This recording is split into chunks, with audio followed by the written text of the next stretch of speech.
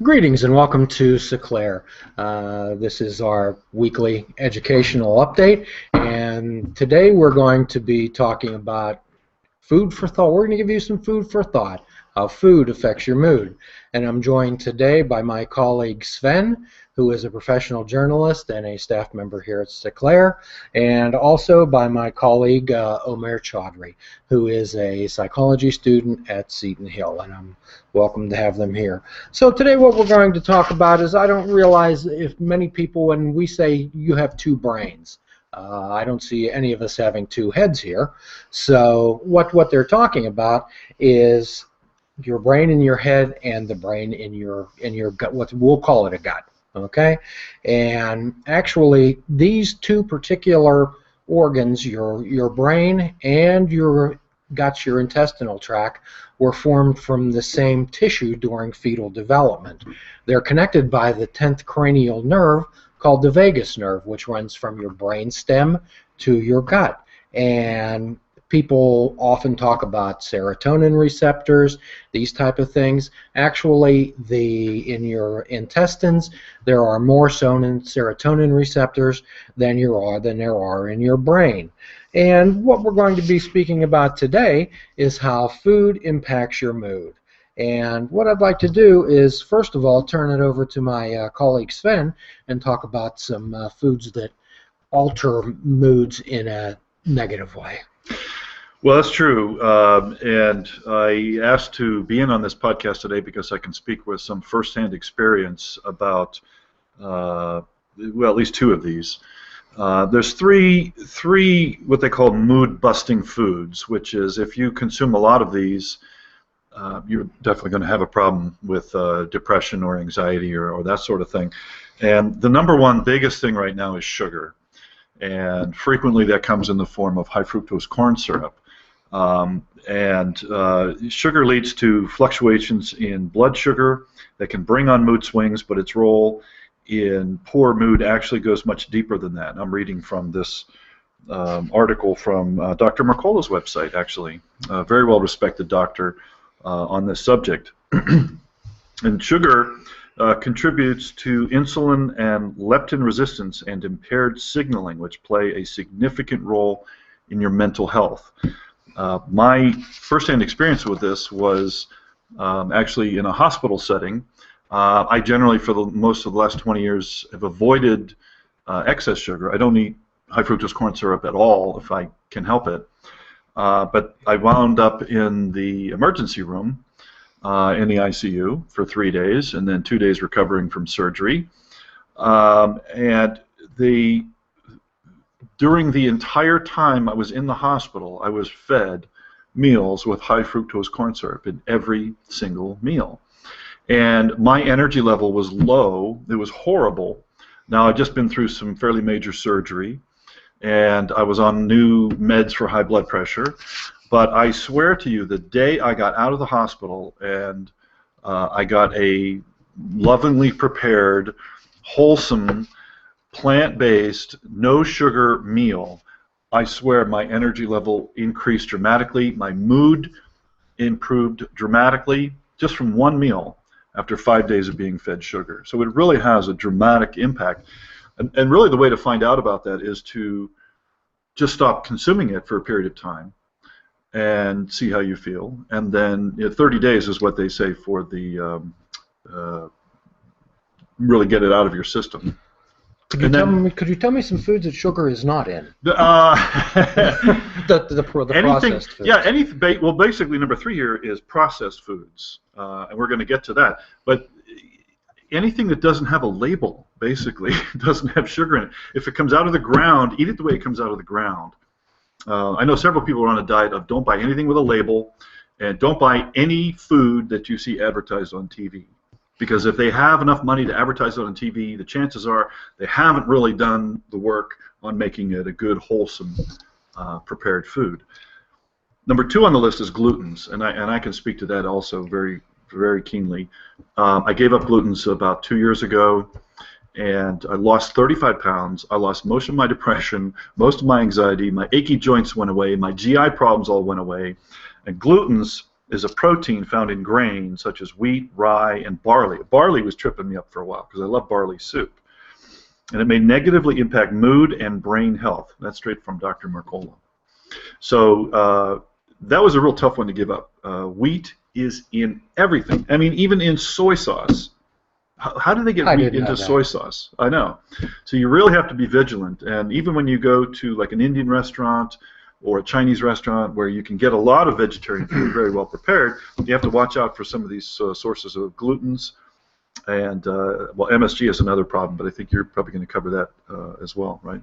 Yes, yes, and what you're saying is read the labels on the food. Yeah, read the labels if you have to buy something with a label, but really, by and large, learn to buy food and prepare food that you just buy as it comes out of the ground. You know, fresh fruits, nuts, vegetables, seeds, and that sort of thing. Well, Sven, I've been looking at some labels, and I believe I would have to have a chemist with me to explain it to me. Basically, yeah. That's why avoiding food with labels entirely is often a very good strategy. Oh, it's commonly known, it's maybe not commonly known, that high fructose sugar suppresses a vital growth hormone called BDNF that also is linked to depression and schizophrenia. What we're giving you a lot of what would maybe call bad news here. Sugar tastes good, doesn't it, Sven? Well, and that's the problem, and actually, all of my health challenges that I'm having now as an adult in my 50s started because of poor and really too much sugar as a child before the age of 10. So really, all of my problems today in my 50s were because of food choices my mother made before I was 10 years old. And she was trying to provide you with the best she could. She did what she thought was the best thing based on the publicly accepted science of the day. Dr. Chaudhary often says, you mentioned advertising, Dr. Chaudhary often says that if a company has to spend millions and millions and millions of dollars to convince you to buy a product, it is not worth buying. I've always thought that about, I don't know if we should say specific brand names here, but there's certain brands of beer that just blitzkrieg you with their advertising. And I'm sorry, the beer's crap. It's just not good beer, but they have spent so much money on advertising that they have convinced apparently half of the beer drinkers in America that they have good beer. Well, if you tell a lie loud enough and long enough, some people will believe it. So even when your own taste buds contradict your let's improve the mood a little bit of this broadcast and turn it over to my colleague Omer, who's going to go over some foods that will boost your mood and that are healthy. Yeah, the different types of. I want to comment on the different foods that even McDonald's. When I was little, I used to eat McDonald's every single day. A Happy Meal? Were you happy, Omer? Were you happy? No, never happy.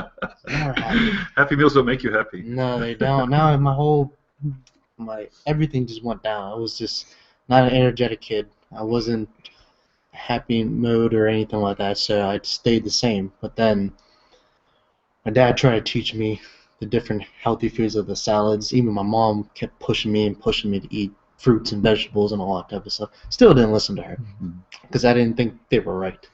Even though my dad is known to eat, and try to tell people have the different groups and stuff like that to help people eat better. Still didn't listen to him. But once I decided to eat salads and the fruits and like eating good healthy wheat breakfast in the morning, that helped me get through the day. So then I decided to listen to the old man and Isn't it amazing how as you get older your dad gets smarter? That's true, yeah. And so now the foods I like to eat are bananas. I'm not a big coffee drinker, but they were saying that coffee actually boosts up your metabolism in your brain and releases the BDNF. If you got to watch the sugar on the coffee too. Yeah. It's really coffee without sugar is the key thing. Yeah, I'm also a big green tea drinker. So Jim actually started to make green tea at the office, and every single morning I decided to go in the refrigerator and get a whole glass full of that. Best thing I ever drank. Protein it's a good thing as always. Like the organic eggs and almond milk is pretty good for yourself. Dark chocolate actually is good. Chocolate. For you. Yeah. Oh, raw cacao or cocoa. Or, Yeah. yeah. Dark chocolate. Yeah, dark chocolate is actually good for you. I did not know that. Again, it's you got to watch the amount of sugar that's in the different products. Yeah. But you can actually get the raw cacao nibs, they call them, and I frequently put those in my smoothies in the morning, and I find that really it's a great antioxidant. It helps with inflammation, and it tastes good. It gives you that chocolate taste without any sugar. Isn't that amazing? Yeah. We can eat chocolate, Sven. We can eat chocolate. I always love that part. Yeah. So, tell me, maybe some of you could call in, or maybe some of you could type in some of your experiences after eating a big meal. There are so many overweight children in the United States today. How can you be overweight and malnourished at the same time, Sven? Well, that's, again, probably too much sugar and not enough of the real nutrients. That's not really my area of expertise, but I know just threw that out. You just like to talk about anything and everything. I do know that one of the common misconceptions about eating healthier is that it costs more to eat healthier. And I think this is part of the good news, too, that it actually can cost you a lot less to eat a plant-based diet. So could you tell our listeners and educate us on what the difference is between organic and non-organic food? Well, organic and non-organic is really one simple thing, and that is the use of pesticides or not. And now they've actually included GMOs, the genetically modified organisms, as well. So when you get a certified organic, that means no pesticides. Now, there's always been a lot of controversy about whether that means it's healthier or not, or whether it's more nutritious or not.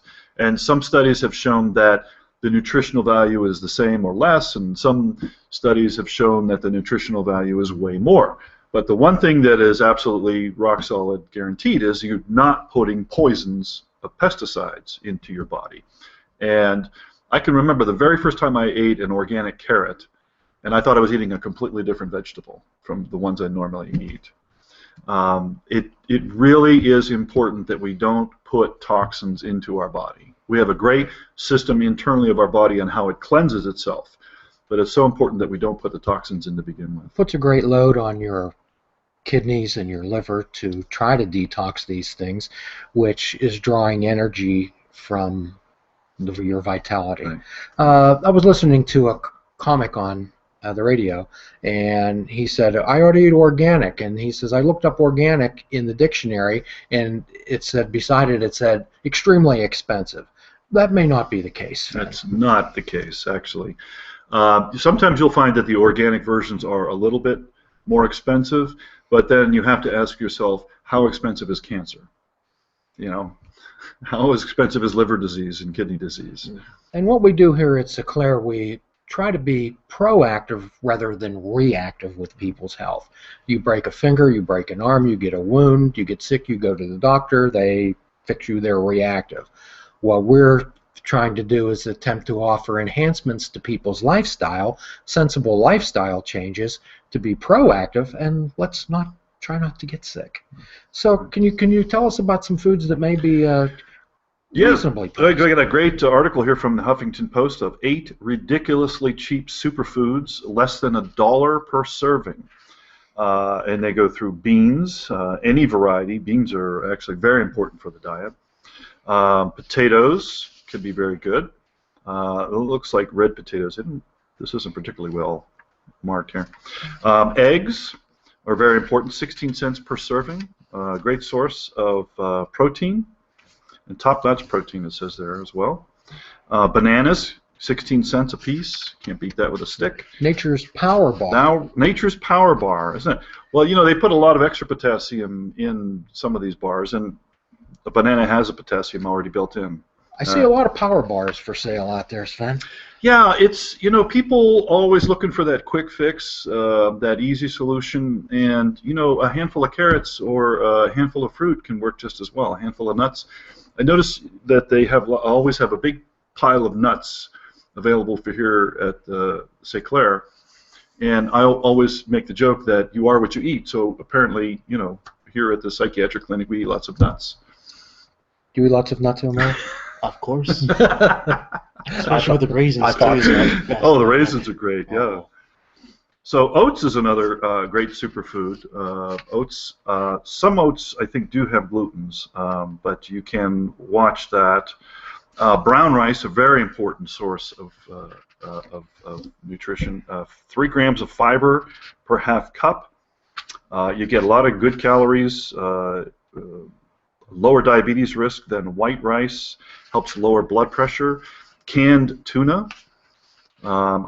Probably some issues around whether they catch any dolphins or anything, but basically tuna is a great source of iron, protein, and healthy fats. Also very important for boosting your brain power and heart problems is to have those healthy fats.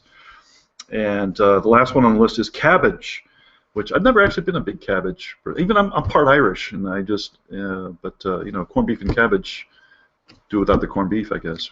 I guess this is kind of an aside, but you're talking about tuna, and for those, I'm going to be showing my age now. I'm in the Three Stooges.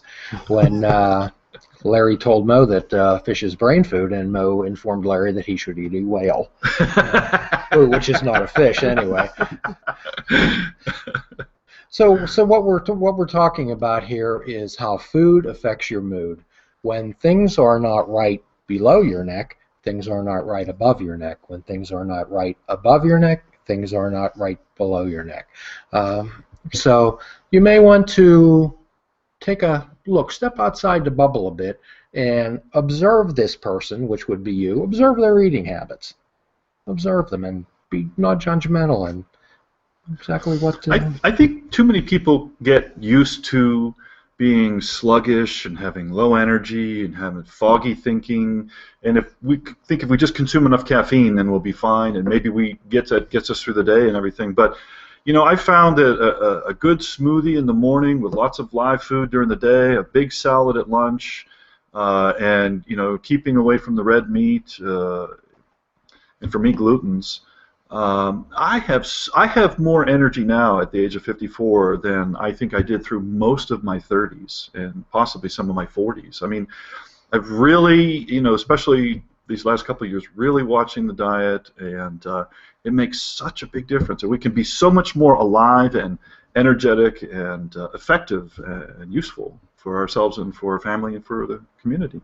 It's hard to do that, though, when your taste buds are to that good, well, delicious, greasy really, foods. Yeah, it's really training your taste buds. Is it? Yeah. And what we do here at Sinclair is often we attempt to introduce new skills. It's one of the most difficult tasks is unlearning old thought patterns and behaviors, Sven, over a lifetime. Yeah. And again, these are patterns from childhood, so yes, they are difficult to change those habits. However, they can be changed. They can be changed. And there is hope. And when you get out of that cloud, especially for me, after a month of no glutens, it was so obvious to me how much better I felt that it was like I'm never going back. You know, I'm tempted by beer once in a while, but basically I stay away from it as much as I can. So. Especially those ones that spend all that money on advertising. That's right. Especially those ones. So. Are we done here, or what are we doing here? We're going to be wrapping up the program for today. All right. Omer and James and myself, Sven Hosford, I really appreciate all of you tuning in. And please follow St. Clair on Google Plus, on Facebook, and join us live Mondays around noon so you can ask your own questions for us to answer during our discussions. Stay tuned for these and other great articles and videos at www.stclair.com and on our YouTube page. And as always, be good to yourself.